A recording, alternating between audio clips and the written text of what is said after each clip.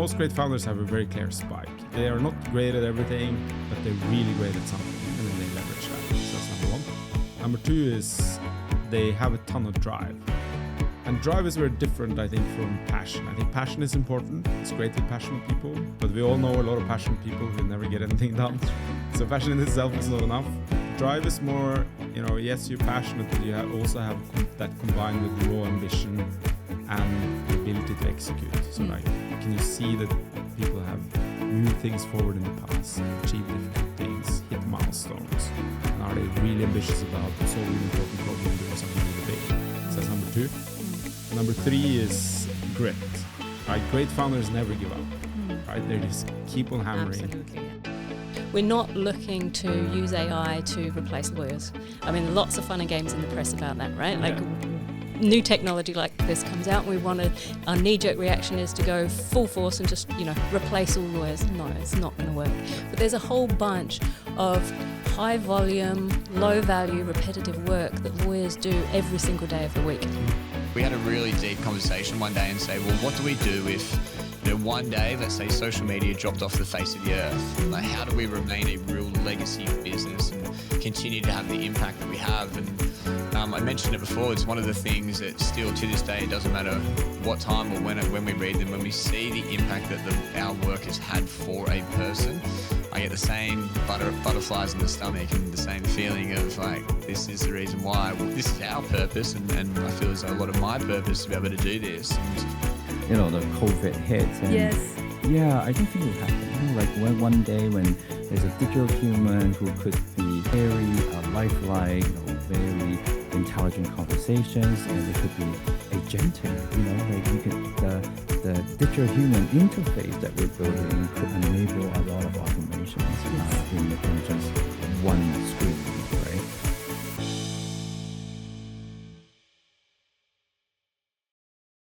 Thank you, Ken. Thanks for joining us at the Microsoft AI Edge.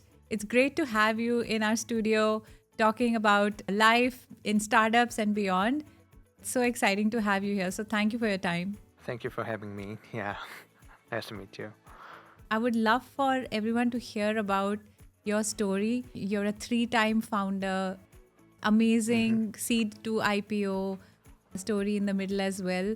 So why don't you start from the beginning, as they say, a little bit more about yourself, your background, and how you became an entrepreneur? Actually, I started my first company in 2009, and it was just one-person studio. So back then, Android market just started, and I wanted to try business with it. So I made several paid utility applications. So I worked on around 100 projects actually. So I launched 36 applications, and they sold quite well. So I made good money for that. But after that, I felt some limited working alone. So I wanted to do bigger things. So I found co-founders, and then I started a company with 3 BCG consultants. So we were just 4 people, and then the company name was NBT, which means next big thing. So we started in 2012, and mobile startup were just beginning then. We wanted to make something big, and something could be the next big thing. So we mainly focus on in mobile advertising area, and we did around another 100 projects in 10 years. I like studio style setup. Instead of doing just one business item, I prefer making many new things in one domain. So MBT was that kind of studio company. So we made several services like Cashflight, which is a huge success in Korea. So Cashflight was just lock screen advertisement platform, and also we made live commerce service and live quiz show service, and also we did B2B work as well. So we provided advertisement system. We called it Edison Offerable, which is we just provide a reward advertisement system, and we put it to the big fintech company like Toss and Kakao in Korea. And then this studio model worked very well actually at the MBT. So from the 2012 to when we went to public in 2012, There are many changes actually, in the mobile industries. Not only just mobile industry, the market and policies and environment and all things is changed. So our studio model helped us adapt to these changes quickly. So when B2C worked well, we focused on that and expanded overseas. And sometimes B2C some slowed down. We just made the B2B business model and we tried to completely new things. So sometimes we did solution business and content business or even the commerce business as well. So we found a business that could work at each time. We put them into the big mobile advertising domain. This is how we could reach IPO.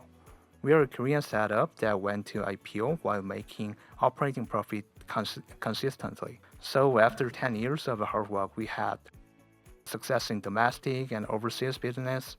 Finally, we did Kosdaq IPO in Korea. So IPO wasn't actually our goal from the beginning, but it felt like it's a natural step to make bigger.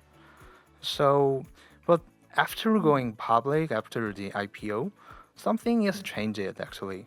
So we became just an AdTech company and we weren't the studio company anymore.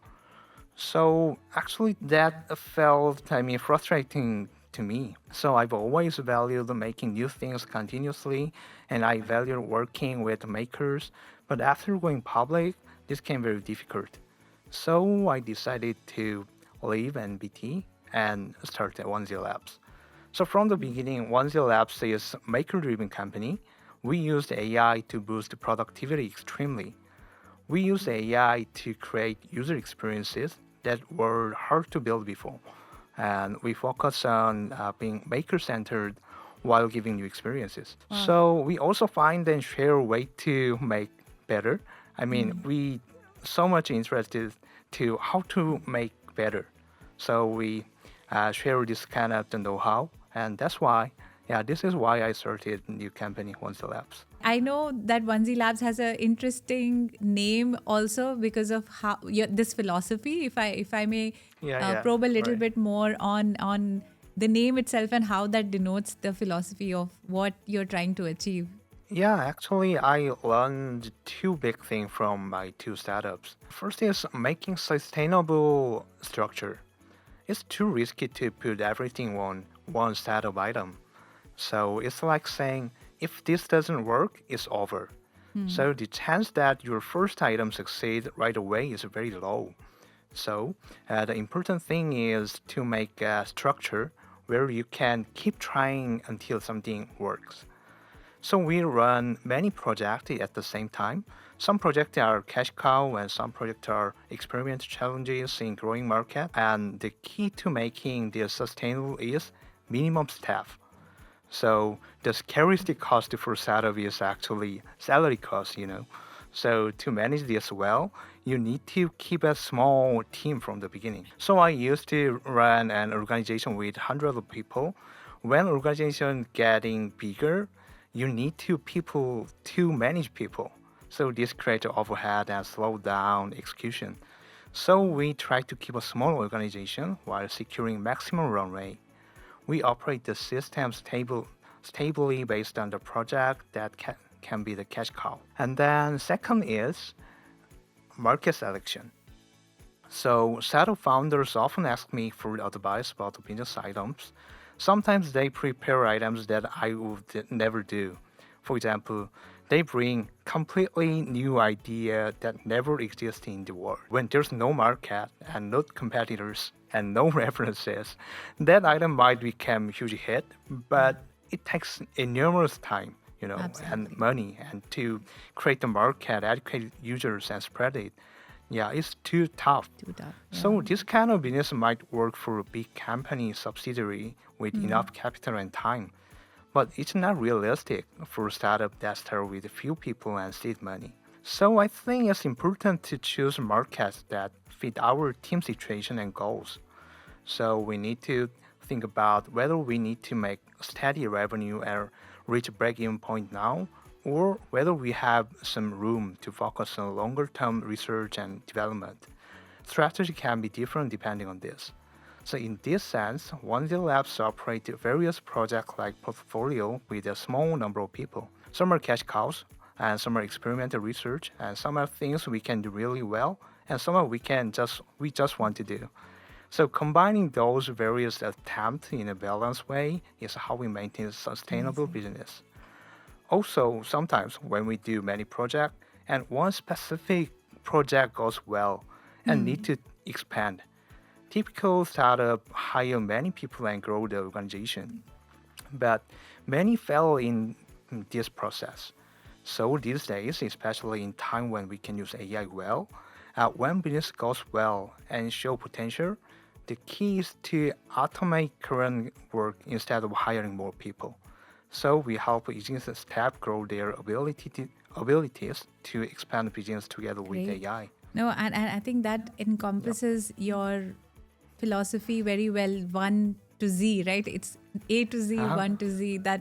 And Yeah, it's a right. spectrum of Yeah, ideas that right, you from are 1 to trying Z. out, and with very efficient AI-driven productivity that your people lead. So on that note, would love for you to also delve a little bit deeper in what is the technology or the platform that you use to develop these multiple business models within One Z Yeah, Labs. actually, let me talk about some our core know-how. Actually, our core know-how is applying it step by step. That's so simple. But many companies want to end-to-end automation when they adopt AI. But that's actually very difficult and complex. Instead of that approach from the beginning, we focus on realistic application possibilities. For example, look at the MyTaro, one of our fortune-telling services, and Korea has pretty big fortune-telling market. So some companies have dozens of writers who write fortune-telling content directly. So they organize the result based on user input using rule-based method. The people type the content manually. In this case, we focus on change it just step by step. So we applied AI to this in steps. First step was automating content writing. So AI automatically generated fortune-telling content that people used to write manually. Second step was automate rule-based logic. So we made a structure that analyzes the user input and automatically generate the appropriate fortune-telling result. Third step was automating content planning. So AI handled even the stage of planning what season to show what topic content. So now when we just input just small input, AI can design content suitable for users. AI receives user input and return completely customized result. If we try to implement this all at once from the beginning, we would have had huge trial and error and failure.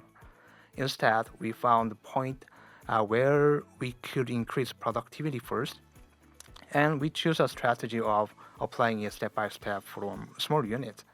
This snowball-like expansion method is our AI utilization philosophy.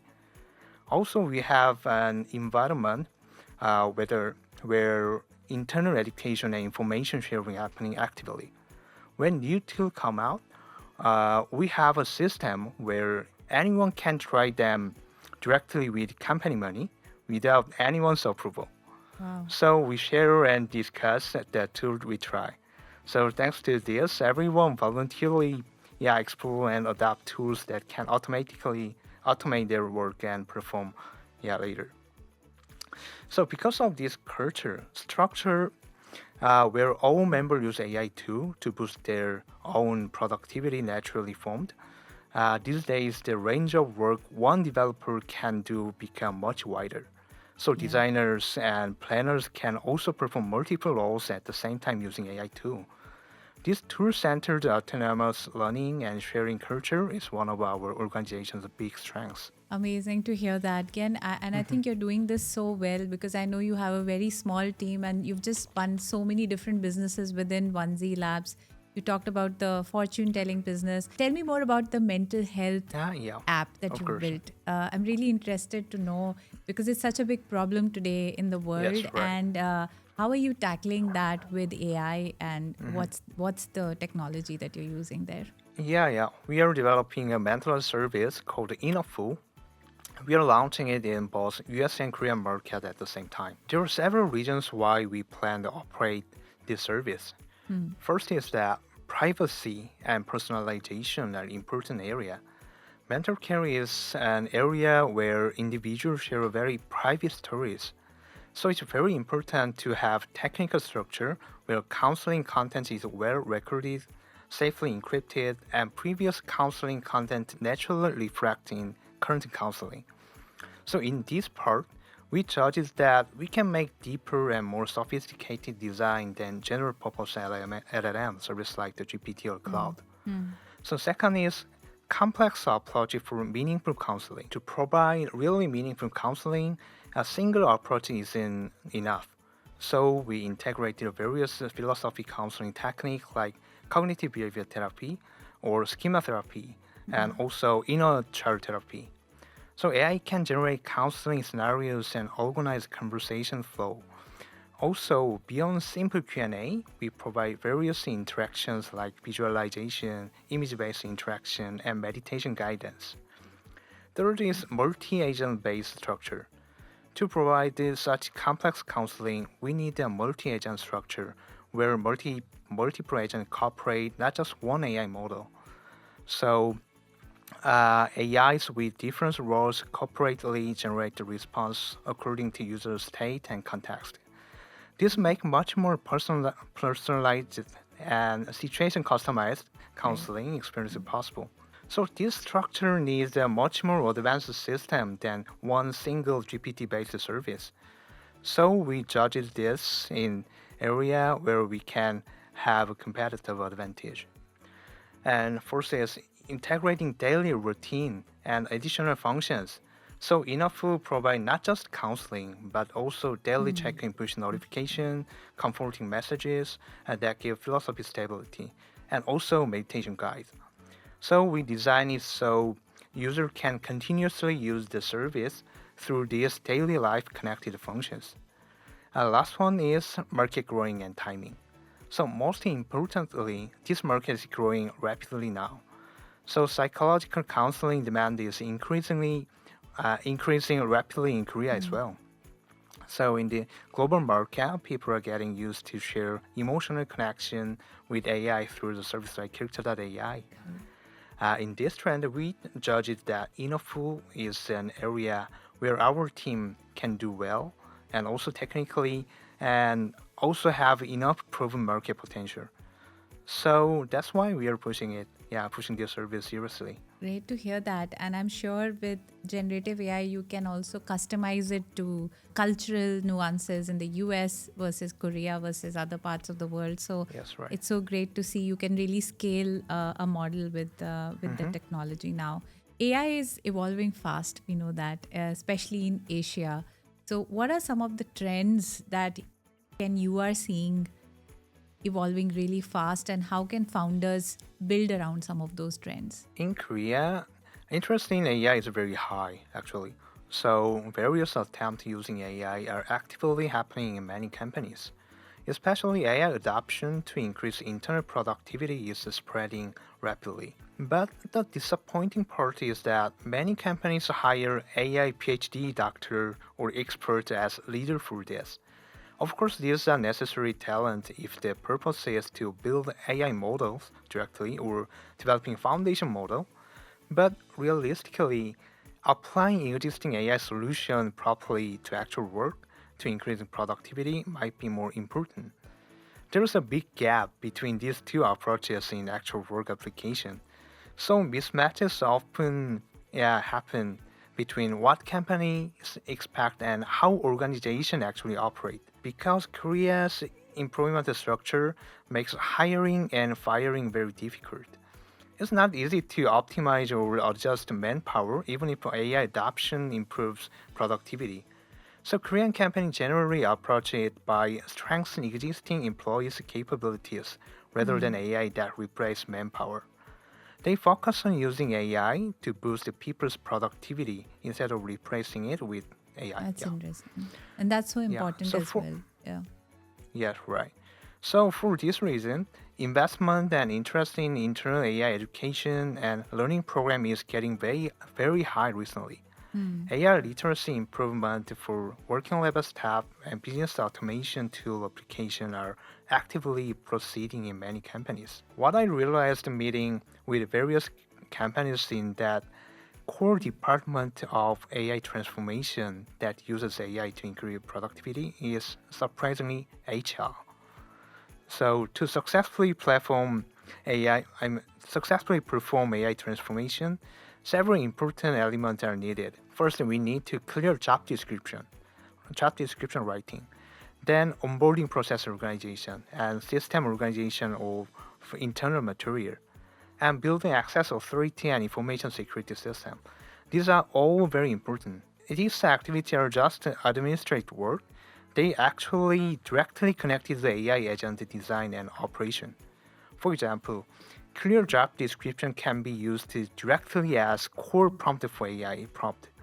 And onboarding process and internal material access authority setting are likely designing virtual environment that define what information AI agent can refer to and how far they can access. And also, authority management systems are just important for people. They work as core safety devices that prevent AI from leaking sensitive internal data outside. So these organization work that HR department do can be applied directly designing AI agent and building company digital work network. For this perspective, I'm doing simple technical approach that build AI models. Instead, I'm doing execution-centered AI transformation consulting that understand what AI can do, organize process within organizations, and can bring productivity to actual work. That's so great to hear, and such a different view of how AI should be approached. What you said made a lot of sense, that it is a HR-led almost yeah. initiative in a company, that how are you going to use AI to enhance, like you said, capability of your team, of your engineers, but even beyond engineers, of the entire organization, and what business processes need to be redesigned versus enhanced versus changed in order for you to be able to leverage AI really well. So well said. Thanks, Ken, for bringing that perspective. Yes, Let me right. come back to 1Z Labs for a bit. Okay. I'm sure you've faced challenges with AI in execution. You talked about how you let the team experiment with AI and bring productivity with the best tools they've experimented with. Tell me more about any ethical or executional challenges that you face daily as you're scaling 1Z Labs, and how are you kind of dealing with that? One of the biggest challenges in AI era is training AI agent designers. Currently, various LLM are rapidly developing and announcing their unique functions. With tools like LangChain and LangGraph, we already have an environment where we can easily make AI agent technically. Also, people in actual work know better than anyone which work is slow and inefficient, and where bottleneck happen. But we have technology ready and feel the problem are clear, but the problem is lack of AI agent designer who connect these two is big challenge the industry faces. For example, there are few experts who can properly define and design what AI agent to design to solve what work bottlenecks, and what LLM and structures to use to automate and optimize what processes. So most are still in the stage of exploring through trial and error. So 1Z Labs is focusing on accumulating practical know-how and expertise by directly designing and applying many AI agents to solve this challenge. So when we do AI transformation consulting for companies, we can provide specific and actionable direction about what AI agent to make and how to design and deploy them effectively. So 1Z Labs is experimenting with team structure more extremely to grow these capabilities. So we actually have a small team made of one or just two members. So when we break team down this small, one person naturally take on wider roles. And they experience the whole process of defining problems, of finding solutions, and thinking about designing how to solve the current problems, something like that. So even though it's a small organization, this structure lets us run various projects in parallel. We maximize learning effect between team members through a culture of sharing each other's project and giving feedback. So as a result, our currently run more than 10 projects at the same time with just 8 people. And the accumulated number of projects over past 3 years is more than 100. So thanks to this structure, that repeatedly build various practical experience in short cycle. So our team's AI utilization ability and AI agent design capability are accumulating rapidly. I think after this, Ken, you will get a lot of resumes because this is super exciting. And, I also feel like maybe I should intern with your company, 1Z Labs, because it sounds very exciting for any new developer wanting to do exciting, new, impactful things. You've been partnering with Microsoft for a very long time. What are some of the ways you think that, has helped you? How do you recommend the founders today work with Azure? Microsoft partnership has been really practical help for us. Microsoft has great program for startups. For example, Founders Hub is really well designed. They provide Azure credit and much more. We get technical support and partner introductions for early stage team working on an AI project. Partnering with Microsoft is essential, I think. Microsoft has various regions around the world, so they distribute quotas by region. When your service grows bigger, stability and scalability become very important. So you can use global infrastructure for load balancing and grow your service rapidly. But honestly, for a small team like us, it's still hard to use all Azure functions. However, basic infrastructure like AI model serving, data processing, and security is really stable and efficient. So I strongly recommend to use Azure and the Founders Hub Great. program. Thank you, Ken. Thank you so much for all the insights that you gave today. I'm coming off truly, inspired by your journey, by the thinking of, I almost call it a portfolio approach to a startup. So instead of focusing all your energy on one idea, your philosophy of looking at a few ideas, really developing them simultaneously is a very refreshing and a different take. But I think it makes a lot of sense. And thank you for sharing that with us. And you've clearly been very successful with that, way of working. The insights around how you're leveraging AI, how you're letting your teams experiment, I think is a great learning for a lot of founders or even larger companies to take forward. Because like you rightly said, there's just so much in the market today that you've got to keep experimenting. So I take that as another big insight. And of course, your work in mental health and, various areas, I think how you're leveraging AI to solve these really big rocks for the world. I think it's amazing to see that. So thank you so much for your time. I was so excited coming into this interview because your reputation precedes you and, the work you've done is super inspirational. Thanks again and hope to see you soon. Thank you. Thank you for having me. Yeah, it was a pleasure.